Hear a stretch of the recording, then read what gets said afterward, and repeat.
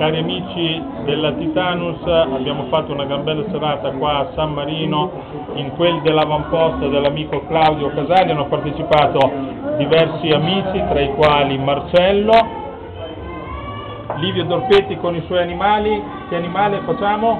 Cane, gatto. Vai, il gatto.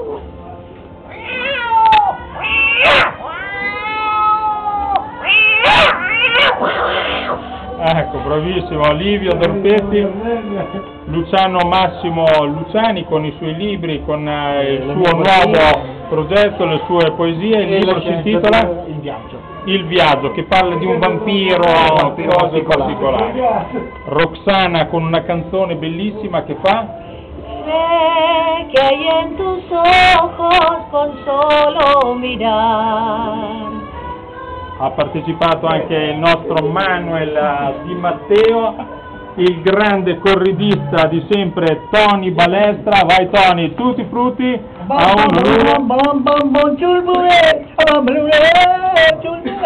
grande Tony. Rita Fabrisin con la sua chitarra. Una chitarra suona nella notte, cantando va dicendo amore, amore. Bravissima Rita. E poi abbiamo avuto anche il Vino Arduini con un pezzo di Celentano. Tra le mie braccia dormirai serenamente ed è importante, questo sai, per sentirci pienamente noi. Bravissimo. Alberico Dardosti con il suo pezzo. Are you lonesome tonight? Do you miss me tonight?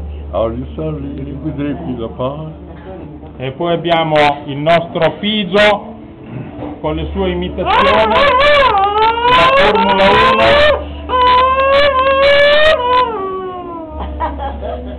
Abbiamo Miss San Giovanni Rotondo anche qua, la signora Lucia, e poi anche Roberto con Mike Buongiorno. Amici telespettatori, venuti a questa serata, un saluto a tutti gli amici di San Marino. E poi la superstar Elvis De Pelvis, Cariva Loris Secoli. Vai!